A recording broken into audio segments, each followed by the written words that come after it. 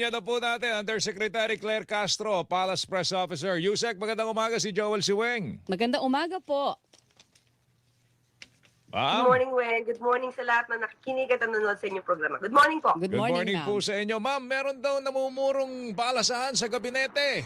Totoo ba yun? Sa huling pagkakasabi sa akin, tinanong ko rin yan, wala.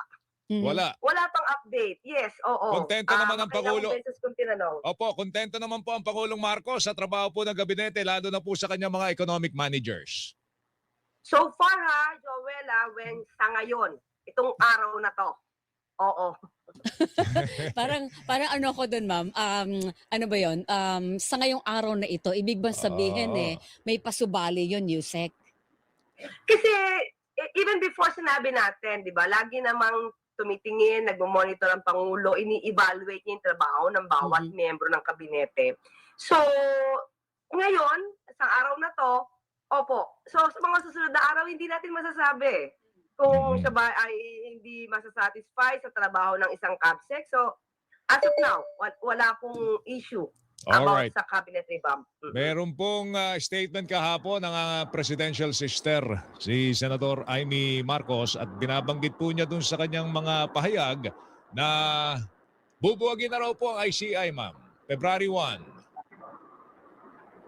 Hindi po natin alam kung saan nanggagaling ang kanyang impormasyon.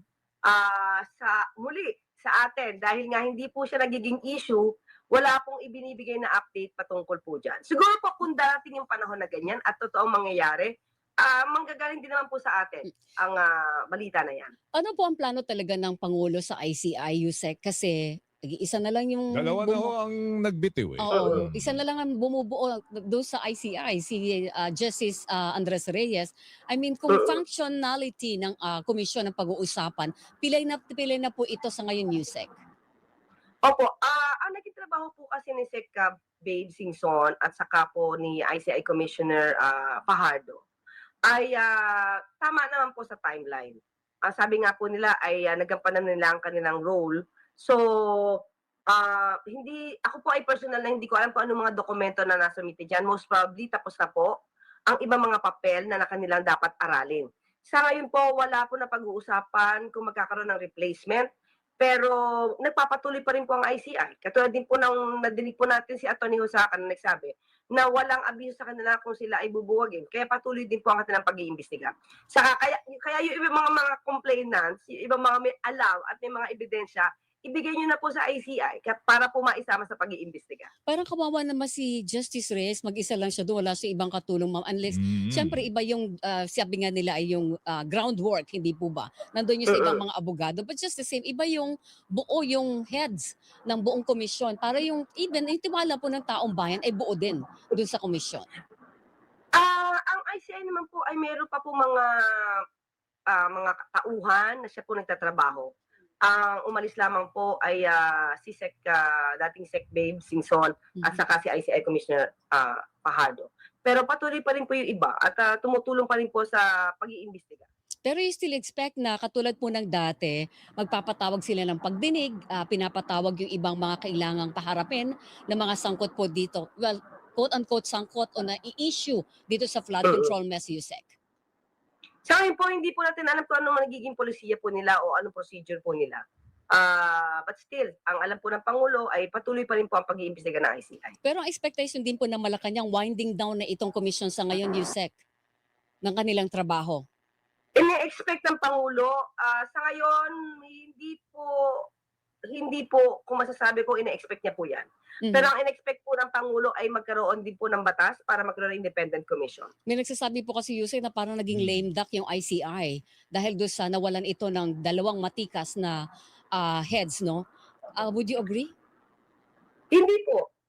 Hindi naman po. At katulad po niya, sinasabi yung mukhang magkakaroon na ng kasuhan sa January 15. So wala po tayong nakikita na kahinaan po ng ICI sa ngayon. Okay, ma'am, yun. Yung January 15, binanggit nyo na po yan. Kasi binanggit po ni Senator Amy Marcos po yan. May mga binanggit po siyang tinuturing nating mga big fish. Ang senador daw po, ma'am. Senador, ma'am, kongresista. Meron nga bang ganong klase ng announcement from the palace na may makakasuhan o kaya sa ombudsman may makakasuhan pong big fish? At last, by January Joel! 15. Yes, ma'am. Yes, Joel and Weng, ayaw natin pangunahan kung ano magiging trabaho ng Ombudsman at ng DOJ. Mm-mm. As far as we are concerned, may mga nasampahan na po ng kaso. Mm-mm. Ang DPWH, nagsampa na po ng kaso. Ang ICI po ay nag-recommenda na po for filing of the cases. Mm-mm. Nasa kamay na po ng Ombudsman yan kung ano po yung timeline nila. Mm-mm. So ayaw po natin pangunahan. So kung January 15 ang pinakamaaga, di magandang balita po yan. Alam po natin na yung Office of the Ombudsman ay independent mula sa palasyo, pero kayo po ba ay nasisiyahan doon sa takbo ng filing of cases, Yusek, considering na ang daming pangako na December 15 and yet hindi po ito dumating? Kayo po ba ay katulad din namin na mga nababagalan din sa usad na ng trabaho dito sa At flood control mess? nakukulangan. Siguro dahil ako ay trial lawyer. Mm-mm. Kumbaga, for the past how many years ako naging trial lawyer, alam ko yung paano ang proseso. So hindi ako magtataka kung bakit patuloy pang pag-iimbestiga at hindi pa agad na isasampa yung ibang mga cases. Especially kung ang involved dito yung mga malalaking tao Mm-mm. at mga ma-impluwensya. Dahil gagawa't-gagawa ito ng mga counter affidavits ng kanilang mga depensa na dapat aralin po ng Ombudsman at DOJ. Mm-mm. So hindi po, sa totoo lang po, in 4 months, kasi po in-establish po ang ICI September, December, almost 3 months lang po, ay marami na po na nasampa ng kaso. May mga warrants of arrest na na-issue, meron na po mga, ang AMLAC po ay nakapag-freeze na ng assets, may mga nagsoli na po ng mga kickbacks. Sabi nga natin ay hindi pa nangyari sa panahon ng mga nakaraang administrasyon. Ngayon lang po nangyayari ito. So on my part, sa aking personal view po, hindi po kasi ganun kadali talaga magsampa ng kaso, lalo na kung bulto-bulto po ang papel na inaaral. Hindi po pwedeng half-baked ang pagsasampa ng kaso para lang ma-please natin lahat ang tao na dapat ito sinampahan, dapat si ganito. Baka po masayang yung effort, sabi nga po ng Pangulo, baka masayang yung effort sa kakamadali. Pero madi-dismiss lang po agad. So mas mabuti po na aralin ng Ombudsman kasi yun din naman po ang trabaho ng Ombudsman at saka ng DOJ. Dapat po aralin, hindi po yung porque sinabi ng tao na dapat siyang paagad. Mahihirapan po ang Ombudsman. Kaya nga po, good news po na marami pong pumasa na abogado. Congratulations at maaari na po sila mag-apply sa DOJ at sa Ombudsman. Ma'am, ito lang, may ginagawa bang hakbang ang presidente po natin laban sa mga opisyal ng gobyerno na sinasabing may kamag-anak na kontraktor at nabigyan po ng mga proyekto sa gobyerno, ma'am? Na alam po natin, maliwanag na nagmumurang conflict of interest po ito, Undersecretary. Meron bang mga hakbang si Presidente? Kasi nagiging paksa na po ng mga investigative journalism reports. Ito pong mga pangalang ito na sinasabing malapit daw kay Presidente at kasalukuyang nakaupo po ngayon sa gobyerno. Ang maganda po nito, Joel and Weng, kung marami na po ang mga complainants o marami na po nag-gather na documents, yan po ay sapat na po para po maisumite sa ICI at maimbestigahan po. Hindi po yan nahahadlangan ng Pangulo. Sabi nga po ng Pangulo, kahit po kamag-anak, kaalyado, kaibigan, kung sila po ay masasabing sangkot, ay dapat po sila maimbestigahan. So kung meron pa po mga dokumento na magsasabi na talaga may conflict of interest at naging maanumalya ang anumang transaksyon ng miyembro ng kabinete or dating miyembro ng kabinete, maganda pong isumitin na po agad ito sa ICI at ito naman po ay tatanggapin para po maimbestigahan. Pero paano tinatanggap ni Presidente yung mga reports na yan, ma'am? From his end, wala ba siyang pagtatangka na, teka, mag-resign muna kayo, magbitiw muna kayo at habang iniimbestigahan ang inyong pagkakaugnay doon sa mga kontrata at kontraktor na yan? Tinitingnan po kasi ng Pangulo ang ebidensya. Kung meron po, halimbawa po, na merong magre-resign voluntarily, siguro po titignan po yan ng Pangulo. Pero kung wala po naman natatanggap ang Pangulo na ebidensya talaga na konkreto para tanggalin na isang tao, hindi naman po yung gagawin ng Pangulo. Ma'am, sa kamarami tinatawag na kontratista daw, di ba, Joel? Sa gabinete po ba walang ganong klase ng issue ng conflict of interest?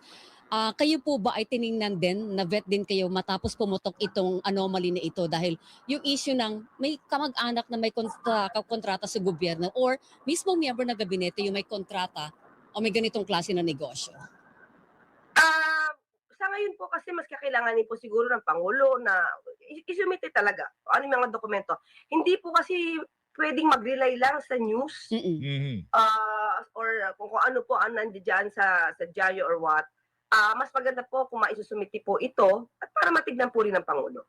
Mm. Okay. Meron po tayong sumbong sa Pangulo. So, Pwede silang mag-ano active pa doon. naman po to. Yung 8888. Yes, opo, Oo. active po. Pati yung sumbong sa Pangulo po, active pa naman po yan. Correct. Okay. Balak pa rin pong questionin sa Supreme Court, ma'am. Yung unprogrammed appropriations, bagamat si Presidente po ay nagveto na po ng 92.5 billion ano, na halaga po doon sa unprogrammed appropriations. Ano po initial reaction ng Malacanang po dito? Muli sinasabi natin, ang sabi ng Pangulo, ito ang pinaka maayos na budget. At dahil po talaga ito'y inaral. Kung may mga question po sila tungkol sa unprogrammed appropriations, karapatan naman po nilang magsampa ng anumang petition. At syempre po, ilalaban naman po ng administrasyon kung ano po yung kanilang isinigawa. Pero babase na rin po tayo kung ano magiging decision ng Supreme Court. Pero atin pong nadinig sa isang interview, mismo si former Supreme Court Justice Carpio ay sinabi niya na yung unprogrammed appropriations ngayon, 3 na nga lang po support to foreign assisted projects, program on risk management, the device AFP modernization program. Nadinig ko po na nasabi niya na ito na may ayos. Subject na lang po ito sa pagmamonitor. So, tingin po natin ay ayos naman po ang ginawa ng Pangulo para dito. Papasa sa Alright. legal sa legal na pagtasa ng Korte Suprema kung sakali. Ma'am, Alright. salamat sa oras mo. Salamat ma'am. Thank you. Good morning. Salamat. Thank you, Thank you ma'am. din po. Thank Si you po. Undersecretary Claire Castro, Palace Press Officer, mga kapuso.